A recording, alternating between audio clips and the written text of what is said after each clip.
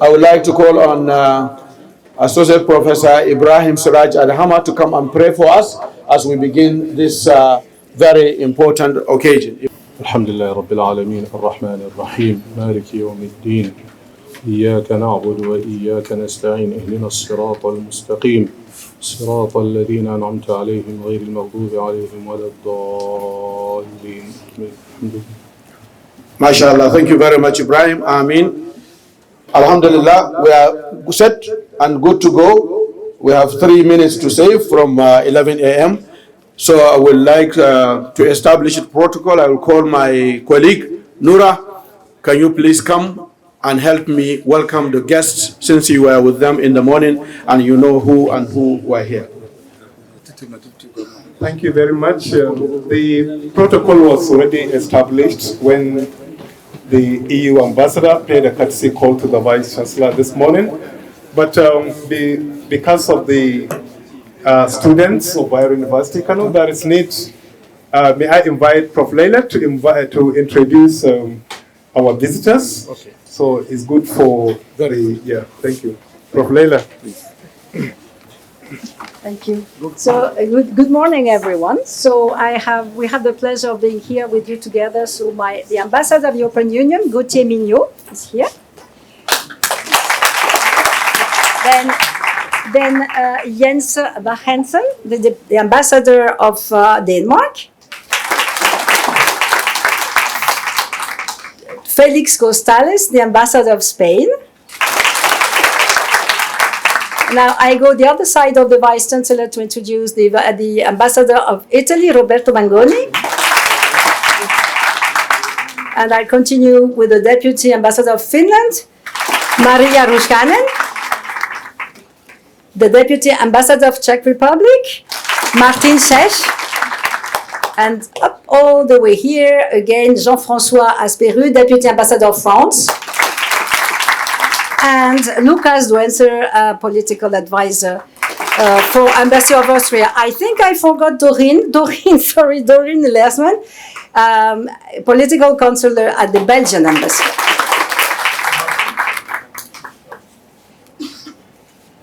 Sorry. And you yourself. Oh, sorry, thank you. So I'm Leila Benamor Mathieu. I'm a prof, but usually we don't use it when we work on something else. I'm the head of human development at the European Union delegation in Abuja. And the two others with you? Yes, so we have a complete delegation. So we have Agnieszka Torres is a political counselor here, and another political counselor, Xenia Stoll, so working for the EU as well. Yes. Thank you. I did not listen. Thank you very much. The principal, Professor Haruna Musa. The Deputy Vice Chancellor Academics, Professor Ahmad Muhammad Soni. Next to him is the Deputy Vice Chancellor Management Services, Professor Aliyu Maazu, MNI. I would like to introduce Professor Amina Mustafa, the Deputy Vice Chancellor, Research and Development. The Registrar is here, Madam Haruna Aliyu. Also with us is the University Basa, Alhaji Rabiu Dauda. And next to him is the University Librarian, Dr. Kabir Rahiro Abbas. We have some special guests here with us. I would like to acknowledge the presence of Architect Ibrahim Yakuba Adamu, the Honorable Commissioner, Housing, Kano State. We also have the representative of the Deputy Governor of Kano State and Honorable Commissioner, Commissioner, Ministry of Planning and Budget, Honorable Musa Suleiman Shanunu. Of course, I can thank you so much. We have the pleasure of having with us Madame Lani Chimete, Director of State Liaison from Office of National Security Advisor, representing Malam Ibadu himself. Thank you so much. Oh, she didn't rise. Thank you. Thank you very much, Noura, and thank you very much, the Deputy MC, for introducing the NSS representative. Without much ado, I would now like to invite the Vice Chancellor, Professor Haruna Musa, FSI, to come and welcome all the guests who are here, especially the ones from the EU. For want of time, please permit me to adopt the protocol already established. It is with great honor and a deep sense of responsibility that I welcome you all to the Bayero University Kano for this timely seminar on peace and conflict resolution in northern Nigeria. We are delighted to host this high-level engagement. The presence of 10 European Union ambassadors underscores the shared commitment of Nigeria and the European Union to regional stability, development, and human security. Your visit today will further strengthen the already existing cordial relationship between Bayero University Kano and the EU. We are equally honored to receive goodwill messages from the European Union Ambassador, the Kano State Government, and the Office of National Security Advisor, NSA. Let me briefly tell you about Bayero University Kano. We were founded in January 1960. We were given university status in 1977. We are looking forward to celebrating our 50 years of existence in April next year by the grace of God. Since the establishment of Bayero University Kano, it has grown into one of Nigeria's foremost centers of learning and research. We are currently ranked the third best university in Nigeria, according to Times Higher Education World University Ranking 2026, and the best university in northern Nigeria. BUK is home to around 50,000 students and about 5,000 staff. Beyond academics, we see ourselves as a university for society that is committed to generating knowledge that addresses real challenges in our region and beyond. This seminar, therefore, aligns perfectly with the mission and vision of Bayero University Kano. On today's dialogue, Northern Nigeria distinguished guests continues to face complex security and development challenges. To make progress, we must understand them very clearly. Your deliberations today on the topic situation analysis and key drivers of conflict in northern Nigeria and a whole of society approach to addressing conflict, best practices and community-based interventions are therefore critical and timely. No single situation or institution can solve these challenges alone. It requires government, academia, civil society, traditional institutions, and international partners working together. That is the spirit of this gathering. As a university, Bayero University Kano is ready to contribute research data and community linkages to support evidence-based interventions. We hope today's discussions will birth practical partnerships that translate into peace and prosperity for our communities. Once again, Your Excellencies and all distinguished guests, you are most welcome to Bayero University Kano, our great citadel of learning. Please consider this your home. We look forward to a rich and impactful seminar. Thank you and God bless. Thank you very much, Vice Chancellor, and thank you very much, Bayero University Kano. The next is the intervention of the leader of this delegation, the European Union Ambassador here in Nigeria. Mr. Ambassador, Your Excellency, sir. My name is Gauthier Mignot. I am the European Union Ambassador to Nigeria and ECOWAS, and very glad to be here with you today with our ambassadors and deputies ambassadors of 8 of our member states from all parts of our union, from the north, from the south, from the east, from the west. We are here starting today and have agenda in Kano State. This is our annual trip among the ambassadors of the EU, and we chose Kano because this is for us one of the most important development hubs in Nigeria. And I'm very delighted that our official agenda starts here at Bayero University, because for all of us, youth and education, in particular higher education, are top priorities. So we came to exchange with you and also to hold this seminar on a whole of society approach to insecurity, which we think is, of course, one of the key challenges that Nigeria, Northern Nigeria in particular, is facing nowadays. And perhaps in this interest of time, first allow me to stand on the existing protocol, expressing my deep appreciation to the Vice Chancellor, Professor Hanua Musa, for the hospitality and the hospitality of the whole staff of the university and all scholars and students here present, and also for his kind words towards us. So thank you very much, sir. And also, perhaps in the interest of time, I will make a single intervention. We're supposed to have two different, one to tell you a little bit about the partnership between the EU and Nigeria, and the second about this seminar of about a whole of society approach to insecurity. So my conference is titled Nigeria and the European Union Together in Challenging Times, because we are indeed, as humanity, facing very tough challenges. First, human life in our planet is threatened by climate change, threatened by overexploitation of natural resources and ecosystems, threatened by loss of biodiversity, among others. And these are long-term phenomena which are already causing natural disasters, disrupting economic activities, and causing conflicts, sometimes turning violent between human groups. Then we have the challenge of new technology, in particular artificial intelligence. Of course, there are huge opportunities, but there are also big risks, because technology is threatening to run out of control, with machines and algorithms taking over, controlled by a happy few businessmen controlling the biggest player in new technology. And this goes along also with massive disinformation and fake news spreading through the networks.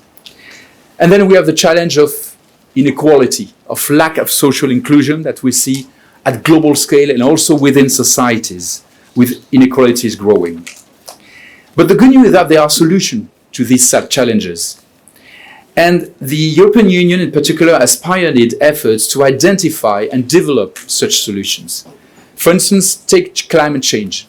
Since 1990, the EU has designed a greener economic model which enabled us to reduce by 37% our emissions of gas causing climate change since 1990, while growing our economy by 70%. So we have shown that it's possible to go greener without killing economic growth and prosperity.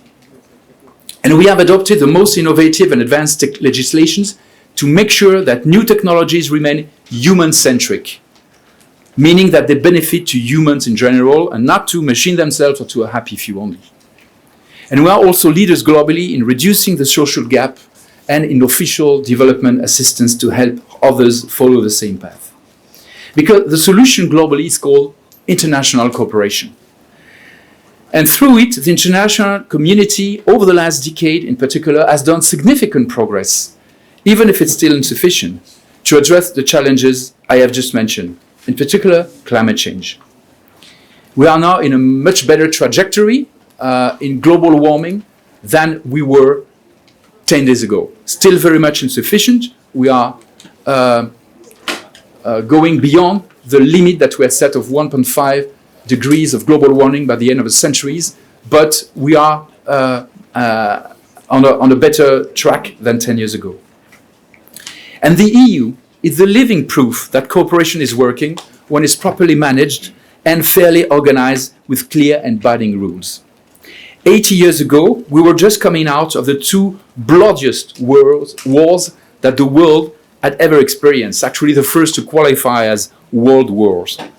And today we are united and strong. 27 member states with 450 million citizens who have freely decided to share part of their sovereignty and exercise it through the EU and its democratic institutions.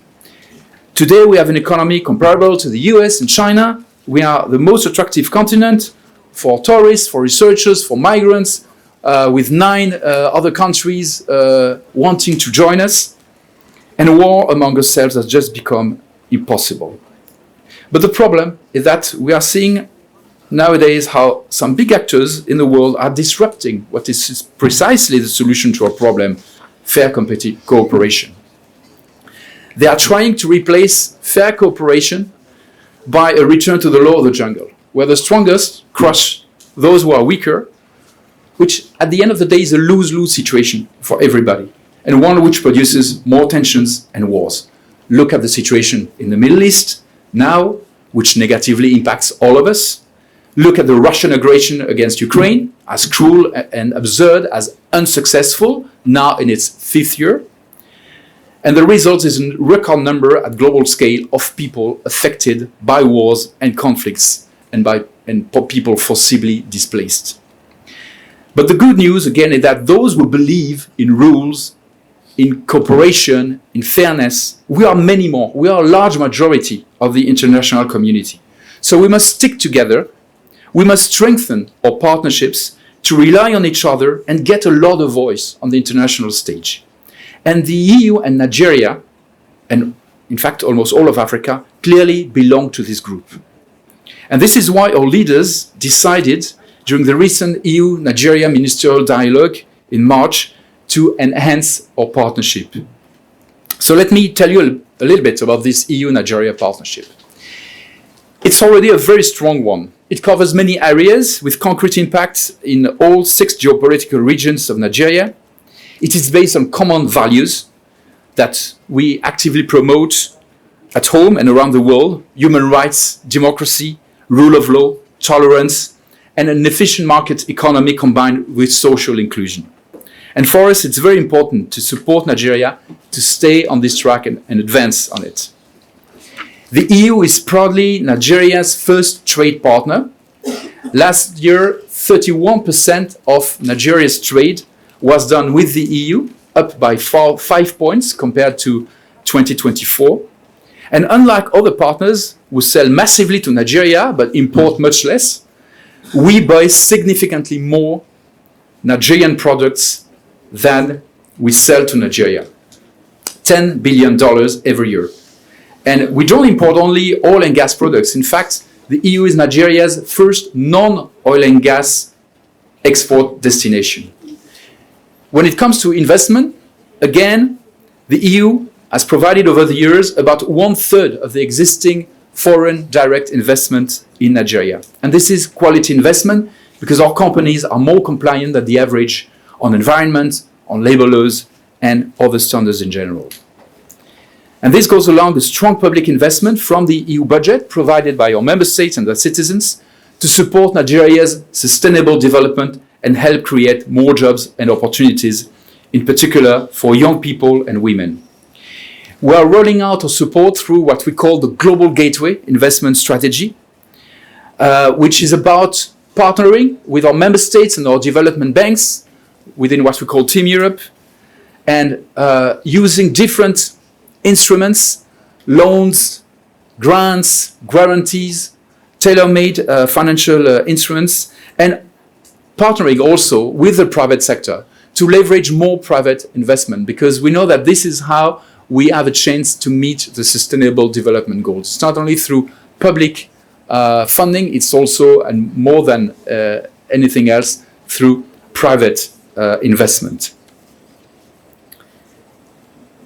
So we are running out for the period 2021 to 2027, 730 million euros in grants from the EU for Nigeria, and 1.5 billion in loans from the European Investment Bank. This is their loan portfolio until now. And now we have also a new bank active in Nigeria. It's the European Bank for Reconstruction and Development.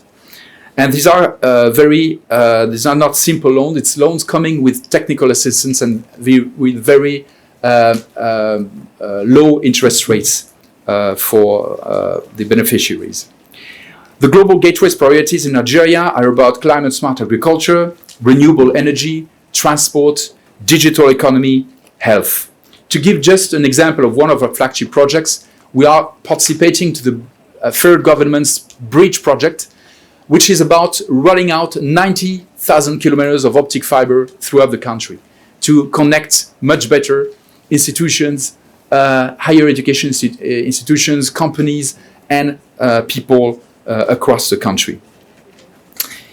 And we also provide more traditional but still very much needed support on humanitarian needs, as well as peace, security, and defense, which is another sector in which we are stepping up our cooperation, both on kinetic and non-kinetic aspects. And I will come back to this in the context of the event, the upcoming event. But you may ask, and actually many do, why are you doing this? What is your interest? And our interest, in fact, is very clear. It is to promote stability, prosperity, and democracy in this part of the world, and in this country in particular. And why that? Because we are neighbors. We have strong human cultural ties which make our partnership special, because our destinies are intertwined. If you are doing well, it will positively impact on us. But if you are doing bad, it will impact us negatively, with insecurity, with the illegal migration, etc. And vice versa. If Europe is weakened, this is not good news for West Africa and Nigeria. And we also need Nigeria as a partner of the international scene, defending a similar world vision and principles, and of course a partner in prosperity. This is why, at a time when other partners wind down their support, the EU, on the contrary, keeps its commitments and stays its course, because we want to be a reliable and constant partner. Last year, we have in particular focused on northern Nigeria, and in particular on the northwest, with a package of some 300 million euros of new projects together with our member states. We had been supporting a lot of projects in the northeast over the last 15 years, and now we are also rebalancing our focus towards the northwest. And examples are many in Kano, on education, on apprenticeship, on digital, urban planning, reintegration of returned migrants, and many more. And we fund this project, but they are implemented by partners who are also with us today. And I want to recognize their presence: UNICEF, GIZ, UN Habitat, Plan International, and many others. And we will take, of course, the opportunity of this visit to review some of these projects and see what we can do more here in the state. I want also to stress very much another important dimension of our cooperation, which is opportunities for students, scholars, and higher education institutions. You have probably heard about our Erasmus Plus flagship program for higher education. The most famous dimension is the Erasmus Mundus Master's Scholarships. Again, this year, 160 students of Nigeria will go and study in 2 or more European universities, masters, under this program. And Nigeria is ranking first in Africa year after year. We are very glad with that, and 5th in the world. But there are many other dimensions to this program for mobility of scholars and also for cooperation with European universities and capacity building in higher education. And we hope very much to partner with Bayero University Kano in the future under the Erasmus Plus program. But we have also now an intra-African mobility scheme enabling and funding mobility for scholars and students within Africa. And we think this is very important, following a bit the model that was initially in the 80s, the model of the Erasmus Plus program in Europe. And also we have other programs providing opportunities to young Nigerians. In particular, let me mention the Nigeria Jubilee Fellowship Program, which is a program funding a 1-year internship for young graduates to help them integrate into the labor market in public institutions and also in MSMEs to also help these medium and small enterprises to prosper with new young workforce. And finally, we have our Horizon Europe program on research and innovation, the biggest cooperation program in the world in terms of research. And again, there are many research teams in Nigeria partnering with other researchers around the world and benefiting from this program. But we can certainly do more, and we are negotiating an agreement between the EU and Nigeria on science, technology, and innovation to foster this. But at the end of the day, of course, it's not foreign assistance that makes the difference. Foreign assistance is just an accelerator of a domestically impulsed sustainable development through good long-term public policies. So the future of Nigeria, of course, lies in the hand of Nigeria and none of the EU or the international community. And it's very important for Nigeria to enhance and mobilize its domestic resources, financial and human, and in particular through women and girls empowerment. Because if you look at the world, the most prosperous countries are those where gender equality is best observed. And unlocking this potential by giving women and girls their right place in society, in economy, in politics, everywhere, is a great booster for development. And I'm very glad to hear that Bayer University Kano has a center for gender studies. I think that's a very great achievement. Congratulations for that. And of course, higher education is also key for development of the country. And for us, youth and women are a cross-cutting priority in all our projects. And as future professionals and leaders, you can make a difference. And this is why we came here today to exchange with you. But as I was mentioning at the beginning, insecurity, we know, is a big challenge, a big hurdle in the development path of Nigeria, and a challenge, I think, for every Nigeria in his or her daily life, and in particular in northern Nigeria. And this is why we wanted very much to support the organization of a whole of society approach events to the prevention of violence and conflict in northern Nigeria. This is the second time we are participating to a seminar of this kind, after the one organized in Abuja by the National Peace Committee and the Office of the National Security Advisor. And I want to acknowledge the presence of Madame Lamy, ably representing His Excellency the National Security Advisor today. This seminar took place in Abuja in December last year, and it gathered prominent government officials, law enforcement representatives, Muslim and Christian leaders, traditional rulers, civil society representatives, media, youth, and women leaders. And this wide level of representation and range of representation showed how the issue of violence prevention is important for all members of Nigerian society.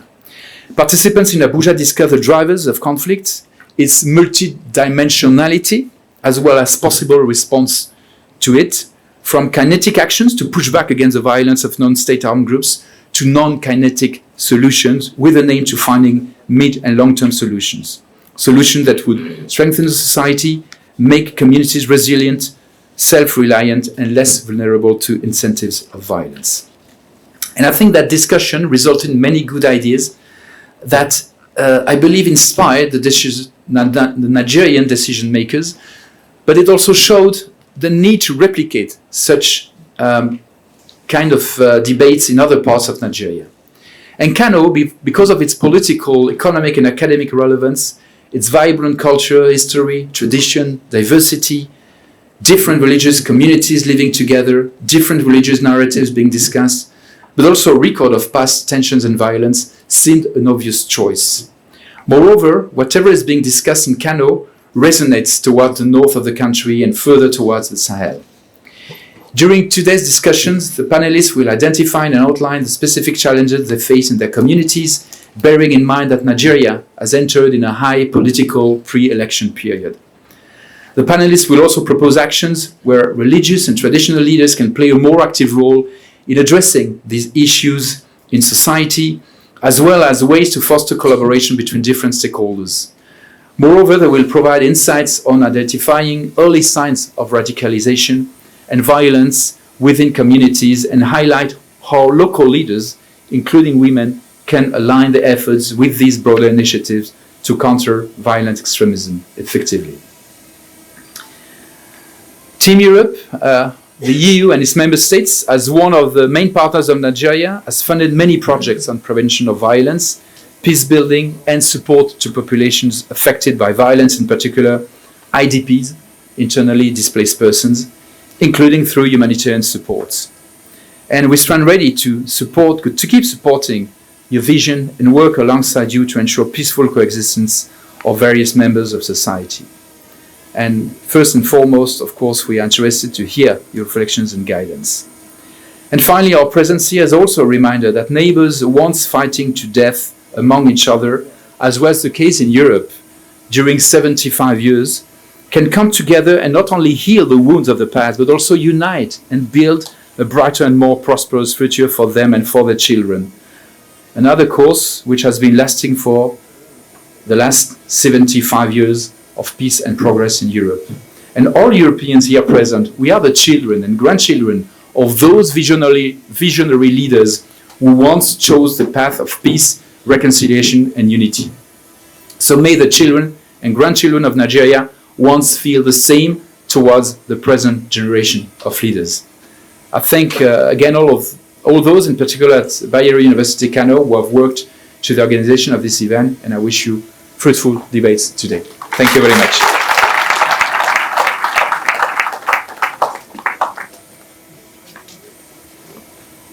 Thank you very much. As you can see, we can confidently call him Malan Miniot. Yes, he's dressed as a Malan Miniot. Or even Al-Haji. Yes, thank you very much for that very explanatory discussion.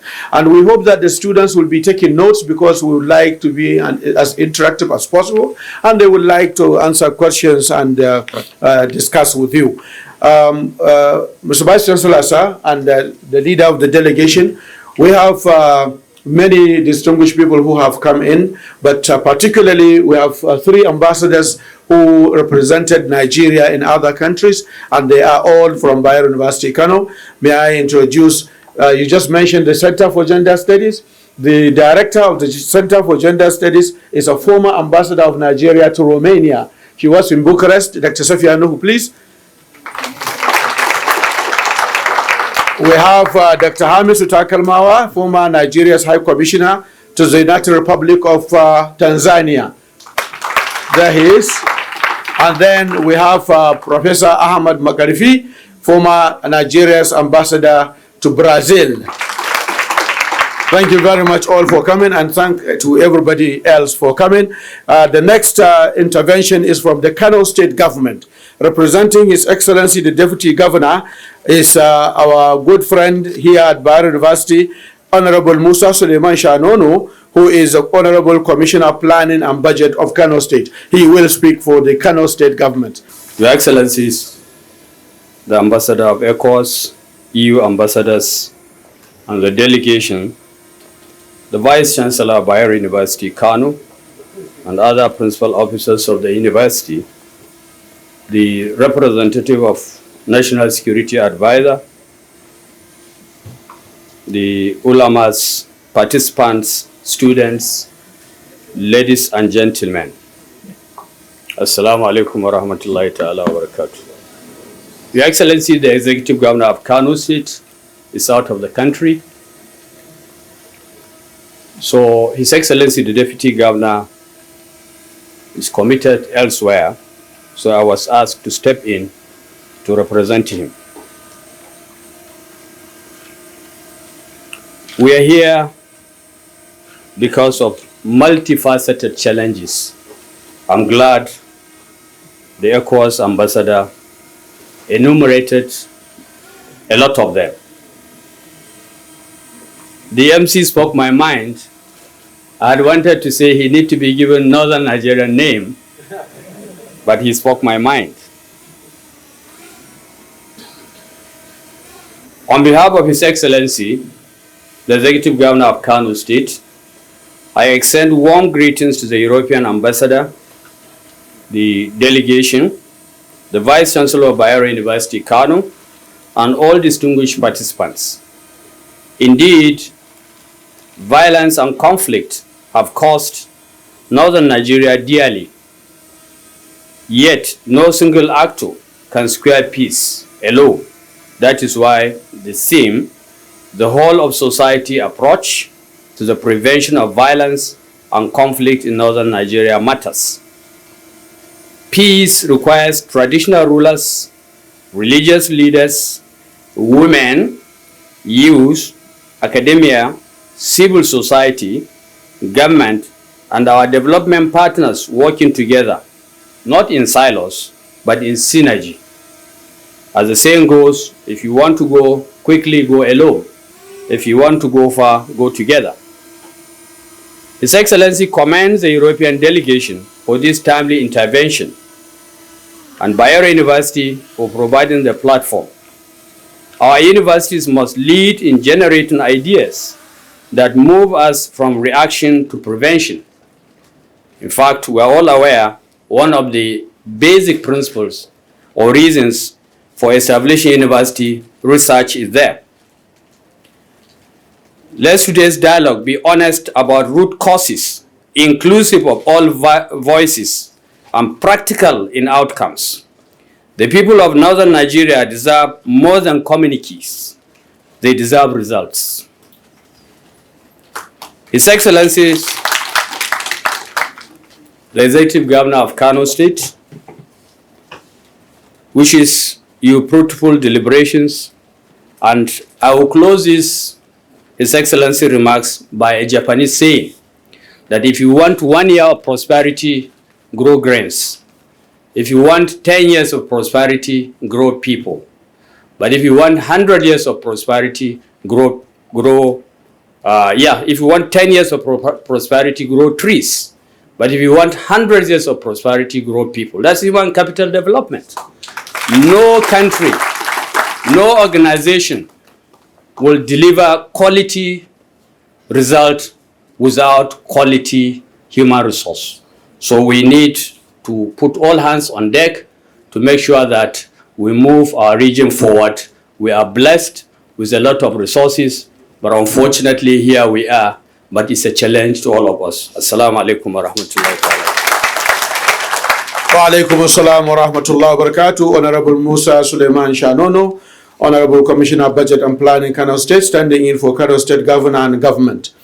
Last remarks before the presentation is from our sister, Ms. Lami Chinede, Director State Liaison at the Office of the National Security Advisor. Your Excellencies, the Vice Chancellor, representatives of His Excellency, the Executive Governor of Kano State, distinguished guests, ladies and gentlemen. My name is Lami Chinede. Very good morning to you. My name is Lami Chinede and I'm the Director of State Liaison, Office of the National Security Advisor. So permit me to respectfully acknowledge all other dignitaries here present.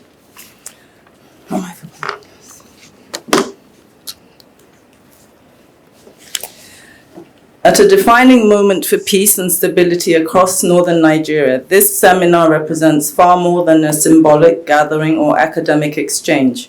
We meet at a time when the consequences of insecurity, violent extremism, and social fragmentation are increasingly interconnected across borders and societies. Yet we also gather with a shared conviction that through collective resolve, inclusive partnerships, and sustained community engagement, these challenges can be confronted and overcome. On behalf of the National Security Advisor, Malan Nuhu Ribadu, who extends his warm regards and highest compliments, I am both honored and privileged to address this distinguished gathering in the ancient and historic city of Kano.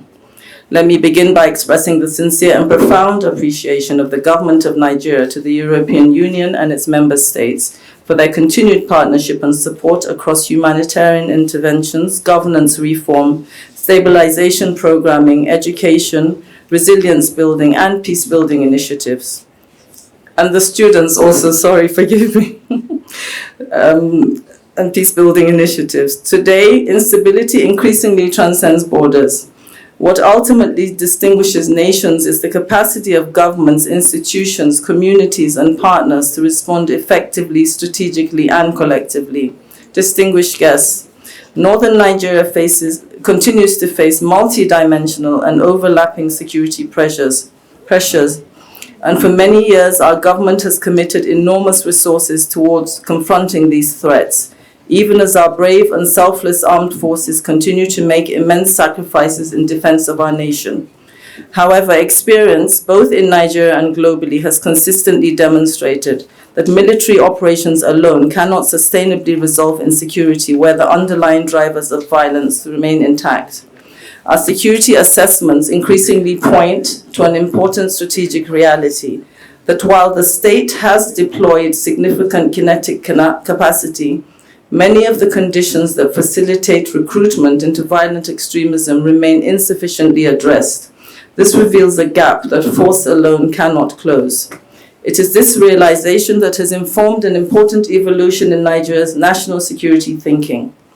While kinetic operations remain indispensable, sustainable peace equally requires complementary, robust, non-kinetic approaches built around prevention, inclusion, dialogue, resilience, opportunity, trust building, and social cohesion. In other words, security must increasingly become a whole of society enterprise, and we are proud to identify with this approach as an essential prerequisite for addressing modern security challenges.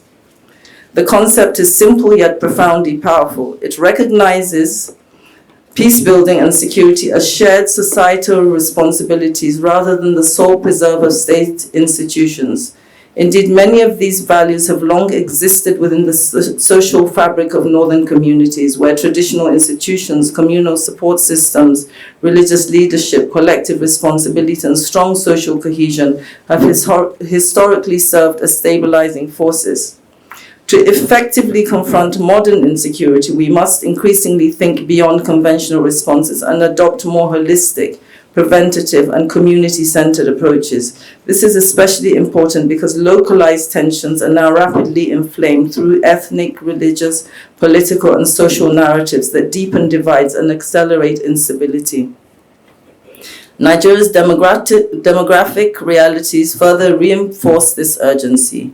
Across parts of northern Nigeria, extremist networks deliberately exploit socio-economic vulnerabilities. They target young people, particularly those disconnected from education, opportunity, family, stability, and social mobility.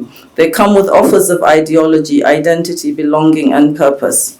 The consequences of failing to address these challenges are severe, and in this regard, the NSA is encouraged by the painstaking efforts of stakeholders across all tiers of government, from the subnational administrations down to local authorities, reflecting a cohesive, multi-agency, multi-level approach and strong vertical coordination in addressing the underlying social drivers of extremism. Government recognizes a hard truth. We cannot secure our nation if our children remain on the streets. A child disconnected from education too easily becomes vulnerable to manipulation and exploitation. A child in school is significantly less likely to be recruited into these organizations. This is precisely why prevention matters. Every child kept in school, every young person productively engaged, every community dispute peacefully resolved, every extremist narrative credibly challenged, and every woman empowered as a peace builder represents a national security gain.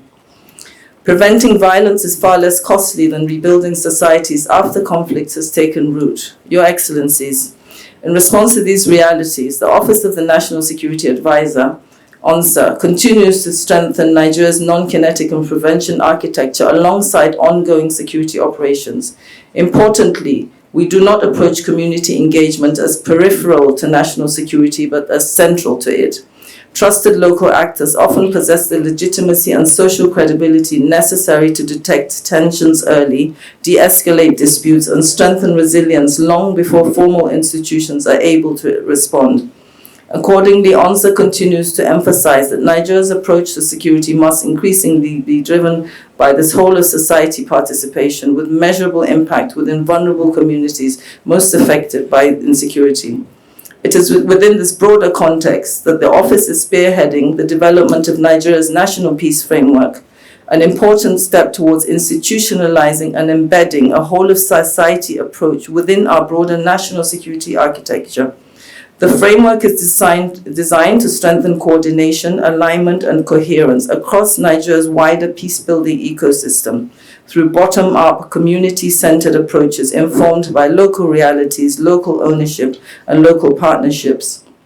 As a further point, Whilst we recognize that durable peace must remain locally rooted, we also reiterate our deep appreciation for the constructive engagement and steadfast support of our international partners in consistently advancing peace-building efforts.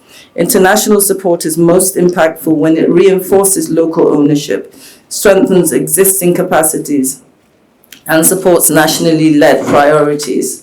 Nigeria today stands at a vital crossroads. We can continue responding reactively to violent extremism, degrading capabilities without fully addressing the conditions that sustain recruitment, or we can make the strategic choice, which we have done. That is to build the institutional and societal foundations through which sustainable peace becomes possible. This responsibility belongs to all stakeholders, government at federal, state, and local levels, parents and families, education and religious institutions, traditional leaders, security entities, civil society organizations, development partners, and international allies. It requires sustained investment into institutional discipline and long-term thinking. Above all, it requires recognizing that today's child in school is tomorrow's security dividend. The future of northern Nigeria will not be defined solely through security operations. It will also be shaped in classrooms, rural communities, local economies, places of worship, traditional institutions, and in the daily relationship between citizens and the state. The prevention of violence is therefore not merely a security imperative, it is equally a governance, development, and moral imperative. Let us therefore move forward with strategic clarity and deliberate resolve, strengthening communities as agents of peace capable of preventing conflicts before they manifest. On behalf of the National Security Advisor, Malan Nuhurubadu, I express his profound appreciation to the organizers of this important event and commend all stakeholders whose dedication and sustained efforts continue to strengthen pathways towards enduring stability across northern Nigeria and indeed the country as a whole. The federal government remains steadfast in its commitment to securing its people. We are committed to working with all stakeholders to ensure that enduring peace prevails across our vulnerable communities. I thank you all for your attention. Thank you very much, Haji Alami, for that remarks. Malam Minio, Your Excellency, Vice Chancellor, the Vice Chancellor has appointed someone who is young and young-looking to oversee the affairs of students in this university. The Dean of Students, Professor Mukhtar Bunza, I would like to invite you now to come and say a few words on behalf of your 20,000 followers, the students of this university. Is Bunza here? 45,000. 45,000. And the Vice Chancellor charged him with looking after them. Before he arrives, let me call the President of the Student Union Government, SUG, Malam Abdul Muttalib Kalli, to come and also give a few minutes of remarks before his dean comes in. Kalli, is Kalli here?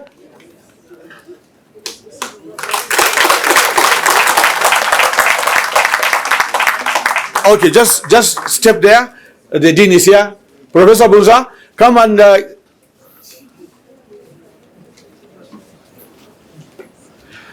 as I told you, young and young-looking. Most of us mistake him for one of our students, and we push, and then we say, he is the dean of students. He is looking like one. Good morning to you all, and assalamu alaikum wa rahmatullah. I want to use this opportunity to welcome the delegation of the European Union ambassadors here present.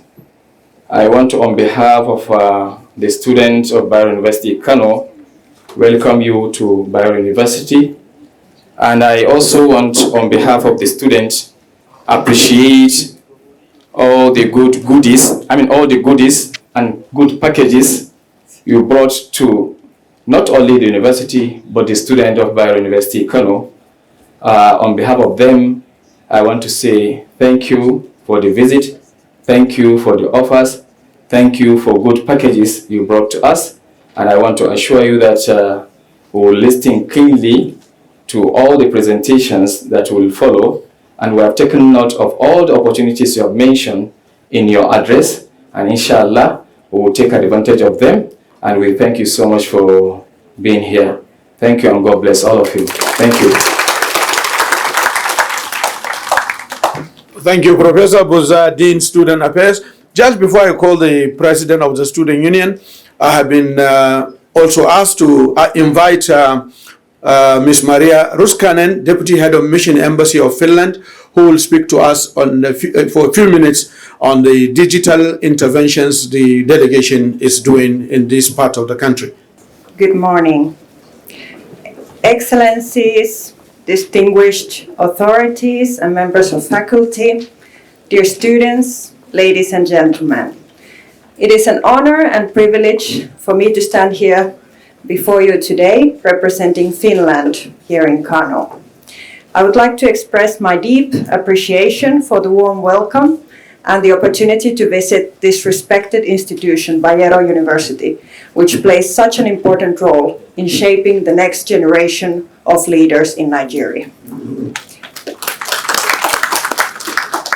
I also wish to acknowledge my colleagues from the European Union and its member states. It is truly meaningful to be here together because the topic we're discussing today, how the EU and its member states partner with Nigeria, is something that is built through shared efforts and cooperation.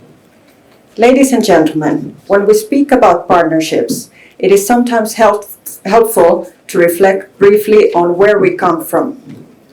Europe has not always been peaceful or stable. Our history includes long periods marked by war, deep divisions, ethnic tensions, and competition over resources. Conflicts between nations were frequent, and for many generations, peace could not be taken for granted. The European Union emerged gradually from this history. It is not a federal state, but rather a unique form of cooperation between independent countries that have chosen to work more closely together.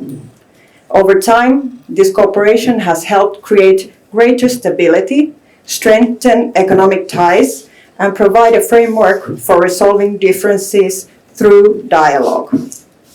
Ladies and gentlemen, in many ways, this experience continues to shape how the European Union and its member states engage with partners around the world today, including Nigeria. The relationship between Nigeria and the European Union is a long-standing one. It is grounded in dialogue, mutual respect, and a shared interest in promoting stability, opportunity, and sustainable development. Nigeria's importance as a country with a rich history, a vibrant culture, and a young and dynamic population is widely recognized across Europe. Our approach is one of partnership and listening. We seek to learn from Nigeria's experience and to work alongside Nigerian institutions, government, academia, and especially young people in supporting solutions that reflect Nigeria's own vision and ambitions.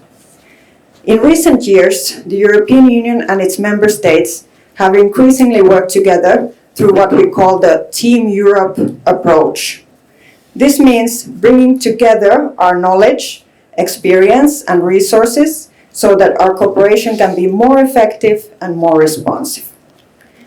Ladies and gentlemen, one example of this cooperation is the Team Europe initiative in Nigeria centered on digitalization, co-led by Finland and Estonia.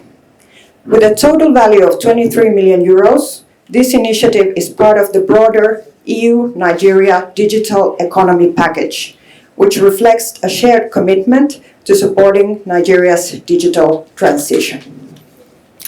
The initiative focuses on the role of digital technology in society. It aims to support the development of digital public infrastructure, while also contributing to strengthening technology skills, including through Nigeria's 3 million technical talent program. Allow me to briefly reflect on why this is so important, and to share a small example from Finland that may make this more tangible. Digital public infrastructure refers to systems that help make public services more accessible and efficient, such as digital identity, digital payments, and secure data exchange between institutions. In Finland, we have tried to design these services around what we call life event approach, where services are organized around real moments in people's lives. For example, when a child is born in Finland, the hospital registers the birth digitally. With the parents' consent, this information is securely shared between different public institutions. As a result, the child can automatically receive a personal identity number, be registered in the population system, and become eligible for healthcare and social benefits. All this without the parents needing to visit multiple offices or repeat the same information. For an ordinary family, this means less paperwork, less stress, and more time to focus on what truly matters. At the same time, it allows public institutions to serve citizens in a more efficient and coordinated way. When such systems function well, they can support economic activity by making it easier for individuals and businesses to participate in the formal economy. For young entrepreneurs, this can mean fewer barriers to starting a business or reaching customers. For small businesses, it can mean improved access to financial services. They can also support public administration by making processes more transparent and more efficient, helping to strengthen trust between institutions and citizens. Perhaps most importantly, digital tools can have a meaningful impact on everyday life. They can help bring services closer to people, including those who may live far from urban centers. They can support access to education, healthcare, and economic opportunities. Ladies and gentlemen, however, technology on its own is not enough. It is people who give it purpose. For this reason, an important part of this initiative is the focus on skills, supporting young Nigerians in developing digital competencies that are increasingly important in today's world. Programs such as the 3 Million Technical Talent Initiative reflect Nigeria's strong commitment to investing in its youth. Finland and Estonia come to this partnership with our own experiences. Estonia has developed advanced digital systems for public services, while Finland has placed strong emphasis on education and equal access to learning. We are grateful for the opportunity to share these experiences while recognizing that each country's path is unique. Dear students, you are at the heart of these developments. Nigeria's strength lies in its people, and especially in its young population. The ideas you develop, the skills you build, and the choices you make will help shape the future of this country. Whether you choose careers in government, media, technology, or other fields, your role will matter. The way you communicate, the way you analyze information, and the way you engage with society will all play a part. Partnerships such as those between Nigeria, the European Union, and its member states can support and accompany these efforts, but the future will always be shaped here by Nigerians. Ladies and gentlemen, allow me to conclude by once again expressing my gratitude for the opportunity to be here today. It is a privilege to listen, to learn, and to engage with you. I wish you all success in your studies and in your future paths. Thank you very much.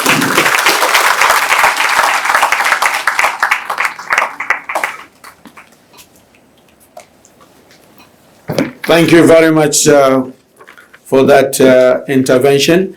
And finally, just before we start the main seminar, I would like to call on the President of the Student Union to give a vote of thanks on behalf of the students to this delegation. Abdul Muttalib.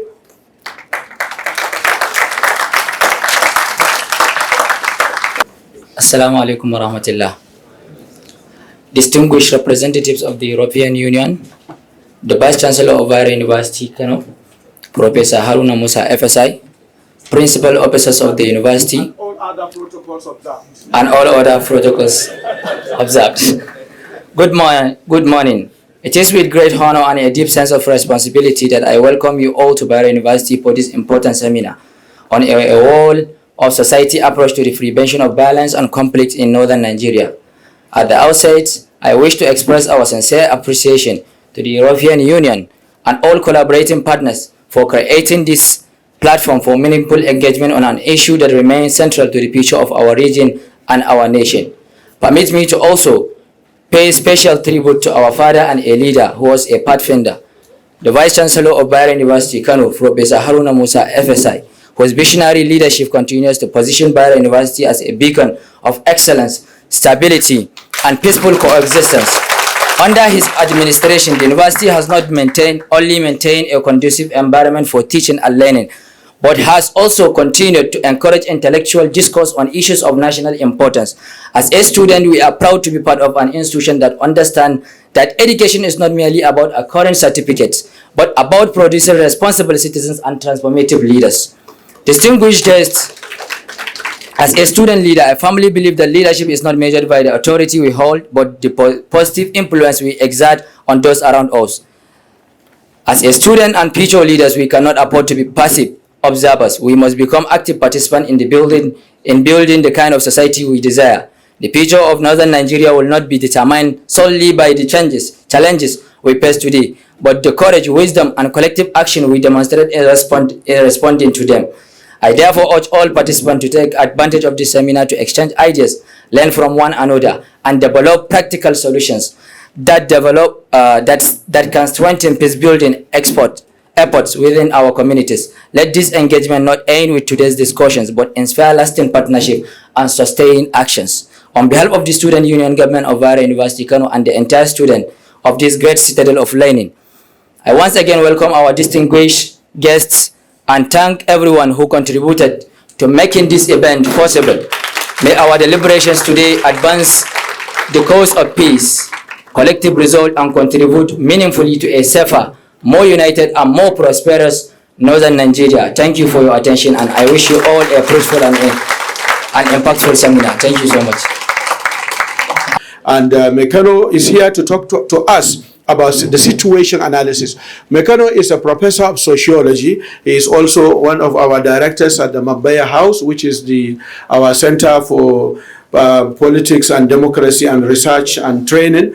And so he will speak to us, and then all the interventions from students and other delegations will come after he does. Now the seminar, as I've been asked to do an overview, it has objectives and expected outcomes, and the outcomes include shared understanding, defined roles, stronger partnerships, and community-led solutions. These are the outcomes expected by the end of today, which will come also out in the communique to be issued later. So Mekano, you will come here and speak to us for 10-15 minutes, so that then after that the students will take note, and then when we come after the break, we'll start the seminar proper.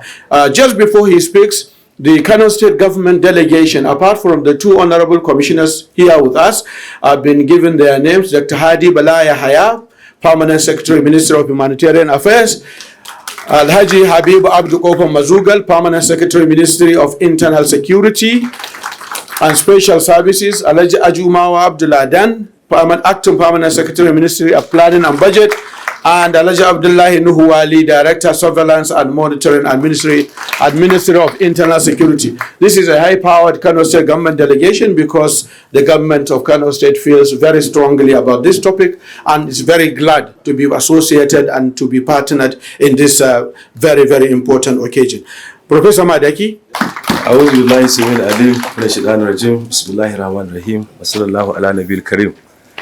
Your Excellencies, my Vice Chancellor, distinguished invited guests, other principal officers of the university, good morning. Okay, good afternoon.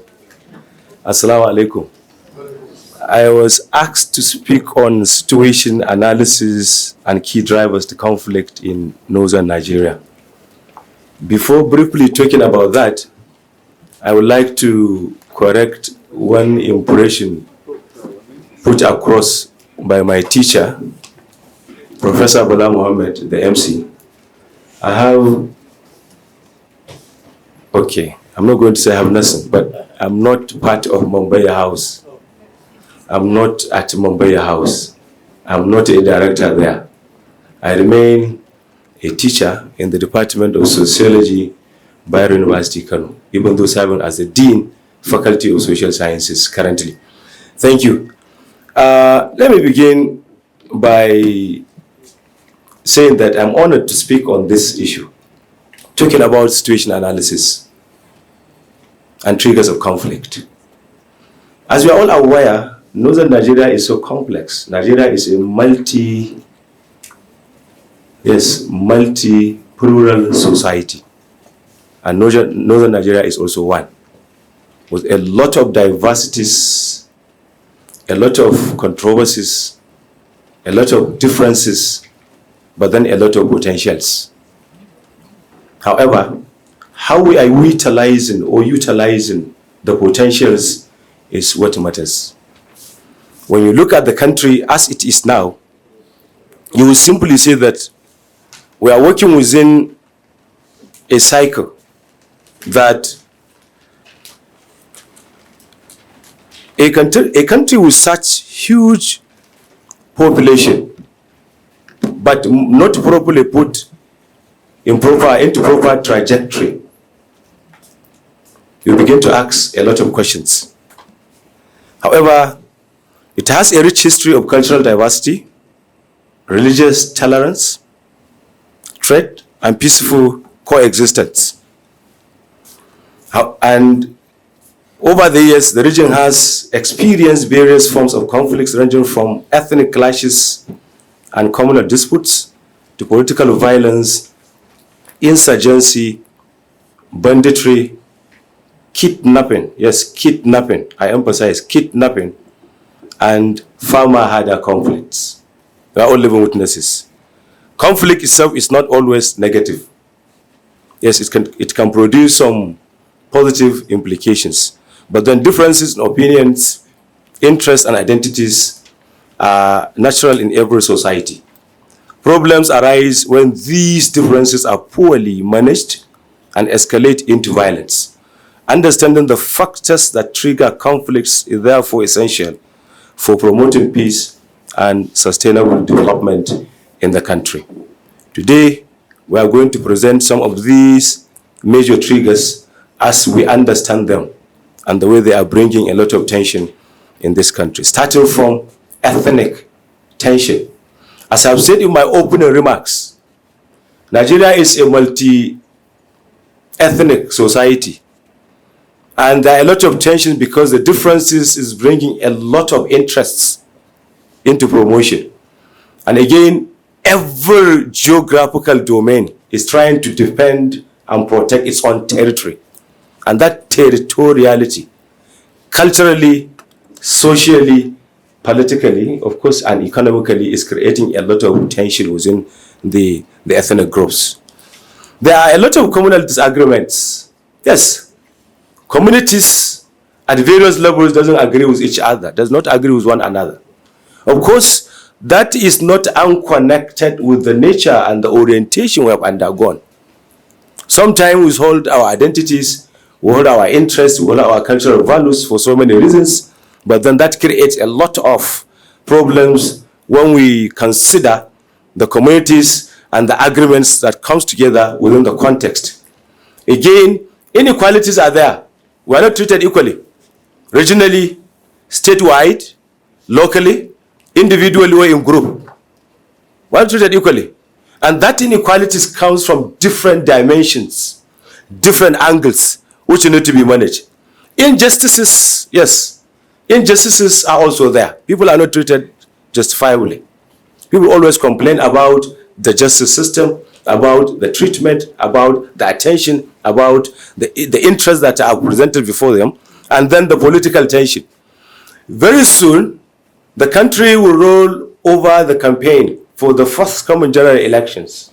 And you know what it means. We have started seeing it in some of the states. During political party primaries, so many things were recorded. We have seen it in several states at several levels. And this is just intra-party politics. So many disagreements, so many fights, so many attacks. Young men and women carrying weapons, light weapons, attacking one another in the name of promoting political interests. All under our nose, our politicians are recruiting, grooming, dispatching, and using the political vanguards who are now becoming serious source of concern as far as security situation is in this country. And the political tension, very soon again, as I've said, the whole campaigns will begin to roll over. So for political rallies, political campaigns are almost impossible in Nigeria without using political vanguards. Every politician going out for campaign or rally would have to recruit and sponsor youth, young men and women who are going to provide the so-called protection. The fundamental question we shall ask is, what are our formal security structures doing?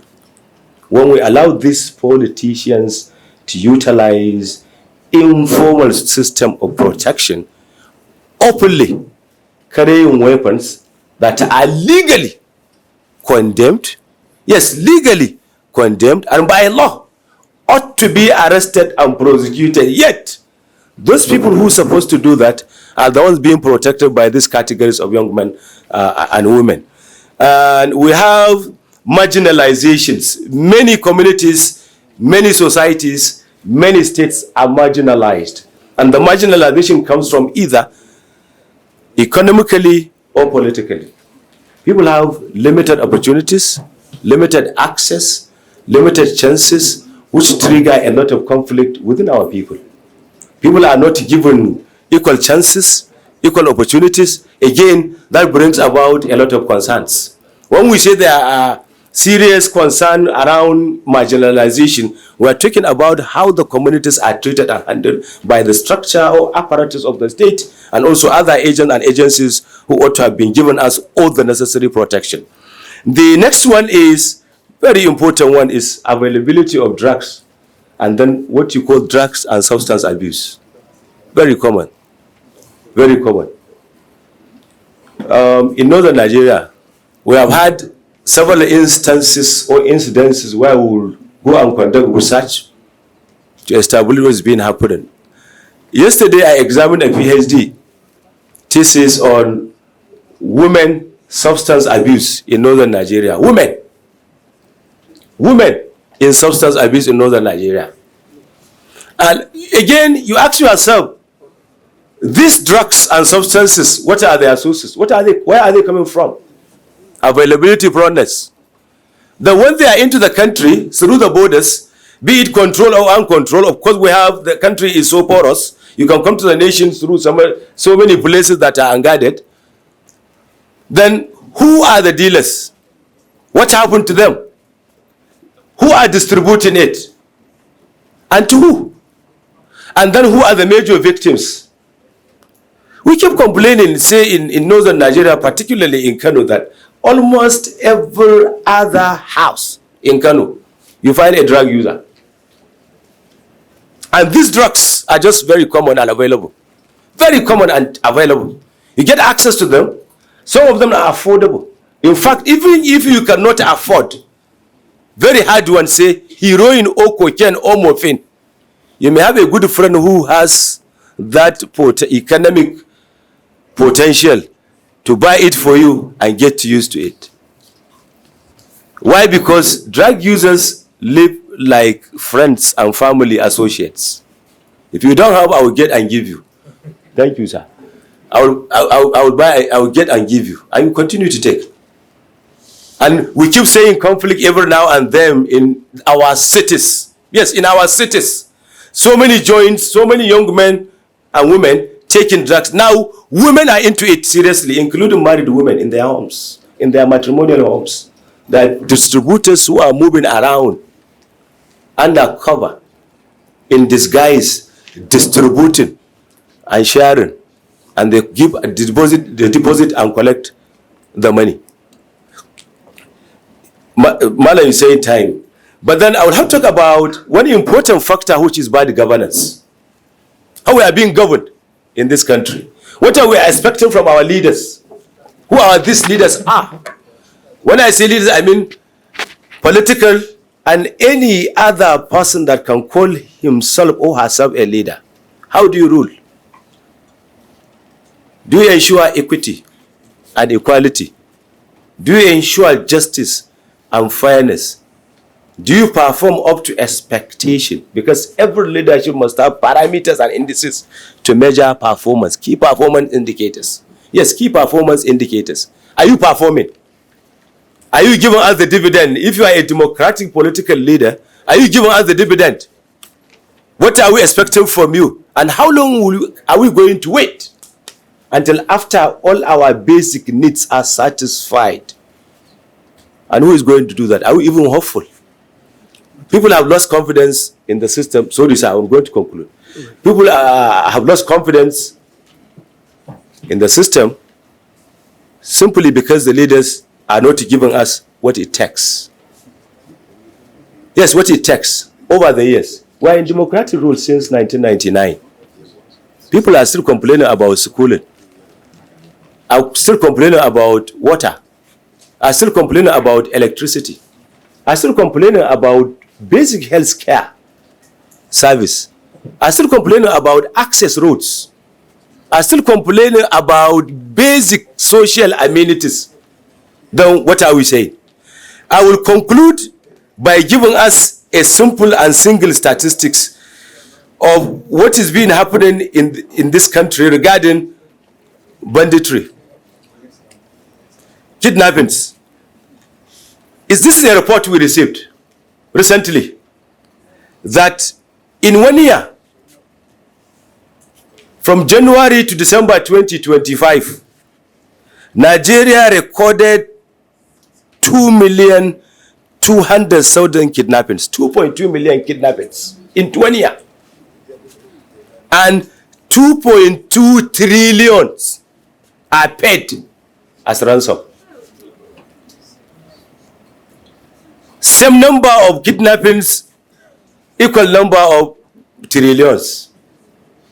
Do you imagine what has been happening with this country? And this is a report coming from authorities. It's not coming from us. Kidnappings are ransoms. And NDLEA, I'm talking about drugs because to us it's very, very important. Very, very important. NDLEA says it has arrested in 5 years in this country 77,792 persons or syndicates. This is NDLEA report. Even though over 14,000 are convicted, but they seized over 14.4 million kilograms in drugs. This is wonderful. This is achievement. This is record. But our concern, what are the source of these drugs? We all know most of these drugs are not produced in this country. From where are they coming from? Where are the formal structures? And again, when we have these kidnappings, we also have so many issues coming from the government and authorities in terms of blunders and mistakes, to the extent that they keep bombing innocent communities or societies, and afterwards they apologize. The state, which indicates serious lack of synergy and coordination between the official structures of authority. Thank you very much. Thank you very much. You see, it is good to be a little older. Now we have to break here and then come back later for the seminar proper technical session.